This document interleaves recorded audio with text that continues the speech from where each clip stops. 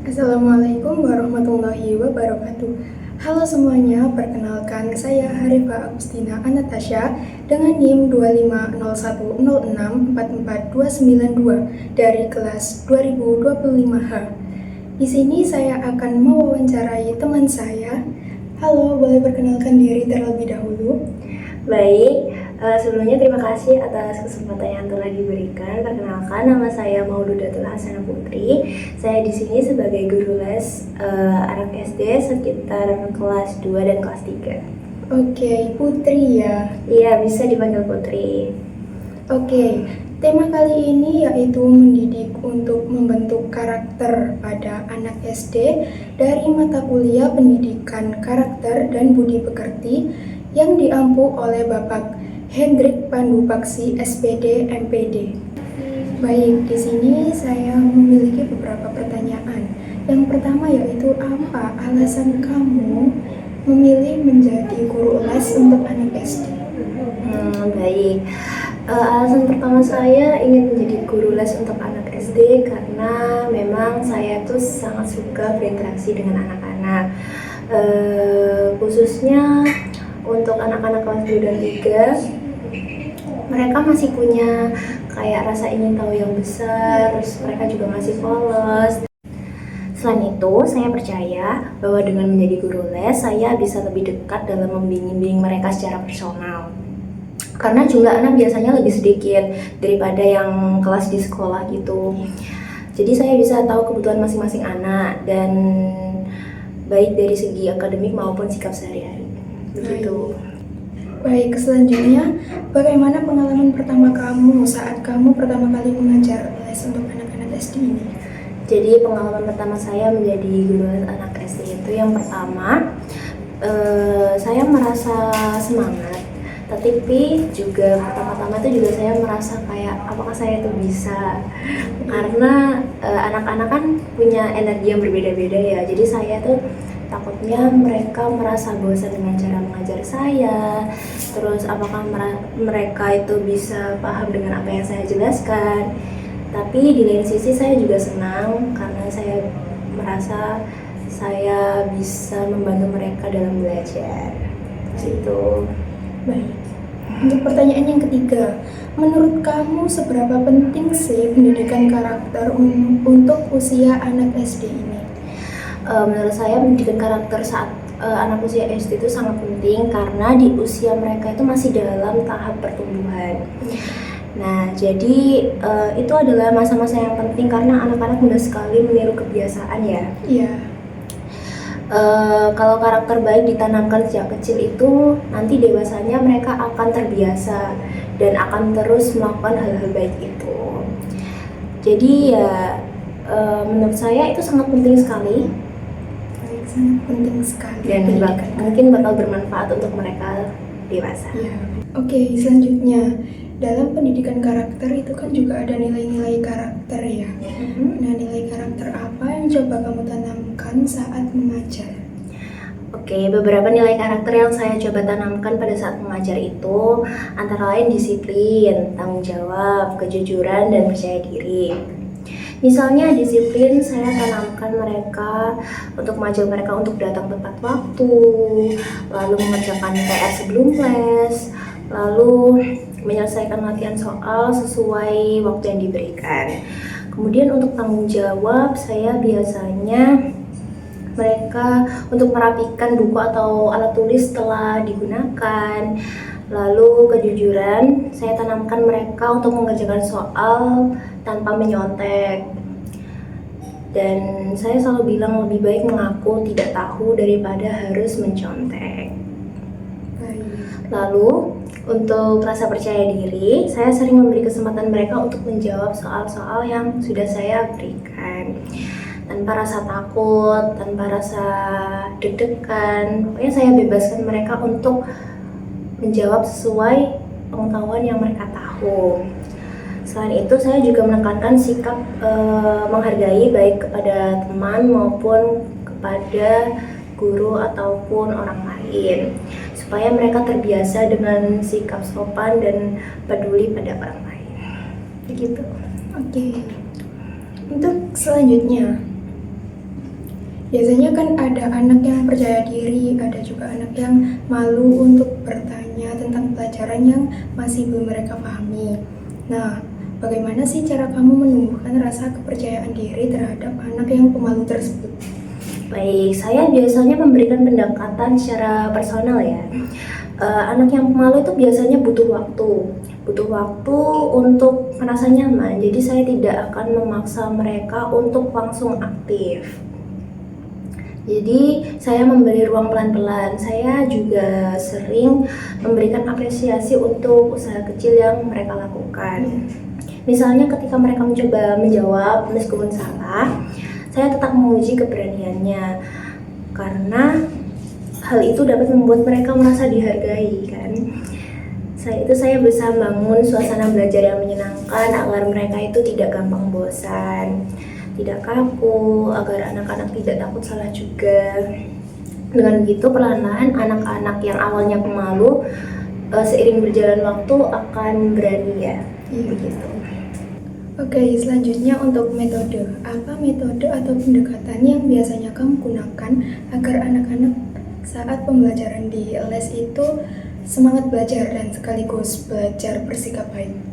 Nah, saya biasanya menggunakan pendekatan yang menyenangkan dan interaktif agar anak-anak itu tidak mudah bosan ya, karena kan seusia mereka itu biasanya lebih suka bermain daripada belajar. Jadi saya menggunakan metode itu agar anak-anak tidak cepat bosan.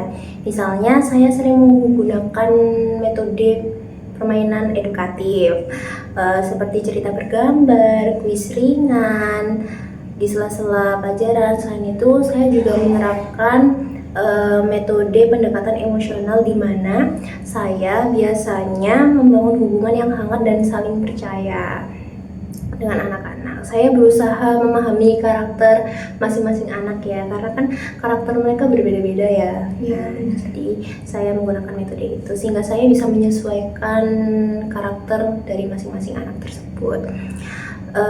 Kemudian saya juga menyampaikan materi sesuai dengan gaya belajar mereka. Kemudian untuk menanamkan sikap baik saya menggunakan metode keteladanan dan refleksi.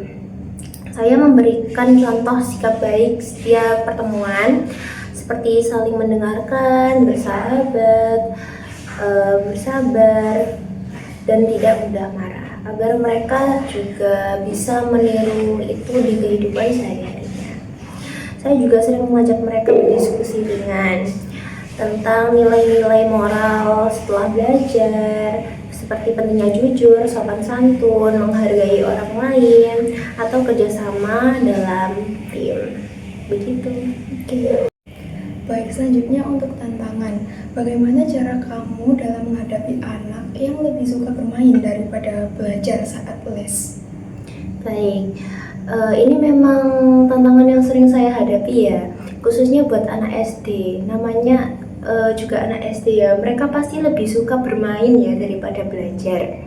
Tapi saya mencoba menggabungkan unsur-unsur baru dalam belajar agar mereka itu tidak cepat bosan. Contohnya saya buat kuis dengan sistem poin, tebak-tebakan, berhitung seperti itu, atau reward kecil ketika mereka berhasil menjawab suatu pertanyaan. Itu kan bisa bikin mereka bersemangat ya untuk mengejar sesuatu. Terus kalau biasanya selain reward, saya juga memuji mereka. Biasanya kan anak-anak kan kalau dipuji kan senang ya. Nah, seperti itu. Kadang saya juga menggunakan metode bercerita untuk menjelaskan suatu materi. Kemudian jika suasana belajar sudah mulai bosan, saya biasanya menggunakan metode yang dinamakan ice breaking. Kan hal seperti itu kan bisa membuat mereka yang tadinya ngantuk kan jadi bersemangat, fresh kembali kan. Nah, itu bagian dari metode belajar yang saya gunakan. Dengan cara ini kan anak-anak lebih antusias ya dalam belajar. Jadi cara belajarnya mereka itu, mereka merasa biar belajar itu nggak membosankan dan nggak monoton. Ya, dan lebih menyenangkan. Ya. Oke, selanjutnya. Apa pengalaman paling berkesan kamu saat mengajar anak-anak dalam pembelajaran les ini? Pengalaman paling berkesan saya selama mengajar itu ketika melihat anak-anak yang awalnya kesulitan dalam belajar, tapi akhirnya bisa memahami dan merasa bangga dengan hasilnya.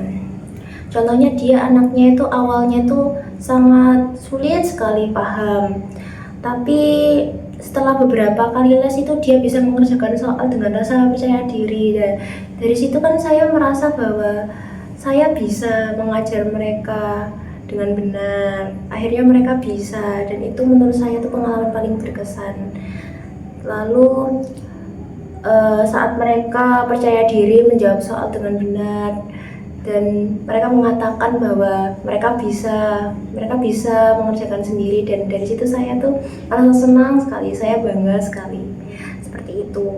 Jadi hal sederhana seperti itu tuh membuat usaha saya itu tidak sia-sia gitu loh dalam mengajar mereka. Begitu. Nah, untuk pertanyaan terakhir nih, apa harapan kamu untuk anak-anak yang kamu bimbing dalam hal karakter maupun sikap di masa depan? Baik, harapan saya pada anak-anak yang saya bimbing itu bisa tumbuh menjadi pribadi yang seimbang antara akademik dan karakter. Jadi saya ingin mereka bukan hanya cerdas dalam pelajaran, tapi juga punya sikap yang baik seperti disiplin, jujur, bertanggung jawab, dan punya sifat yang menghargai dan peduli pada orang lain. Saya berharap kelak mereka menjadi anak-anak yang percaya diri, sopan, dan bisa menghargai orang lain. Lebih jauh lagi, saya ingin mereka membawa nilai-nilai positif itu ke lingkungan yang lebih luas, baik di sekolah maupun di masyarakat.